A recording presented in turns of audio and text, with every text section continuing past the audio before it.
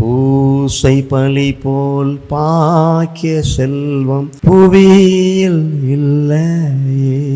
புவி நிரம்ப பொன் தந்தாலுமே பலிக்கு ஈடில்லையே.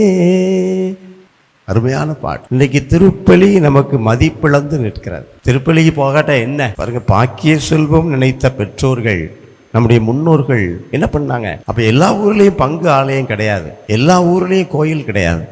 அப்ப என்ன செய்வாங்க? சனிக்கிழமை மதியத்துக்கு மேலே நடந்து போவாங்க, மாட்டு வண்டியில் போவாங்க.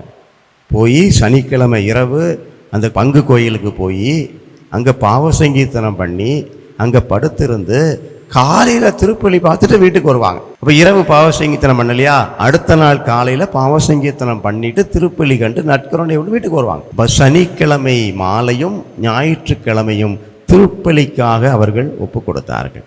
ஏன்னா அவர்களுக்கு தெரியும், பூசை பலி போல் பாக்கிய செல்வம் இந்த புவியில் இல்லையே. அந்த நம்பிக்கையை புதுப்பிப்போம். எல்லாத்துலேயும் 10ல் 1 11 இந்த பூசை இல்லை, திருப்பலி இல்லை. பாக்கிய செல்வம் ஒரு புதையல், மாபெரும் ஆசீர்வாதம். நம் முன்னோர்கள் நம்பிக்கையை நாம் பெறுவோம். பூசை பலி போல் பாக்கிய செல்வம் புவியில் இல்லையே.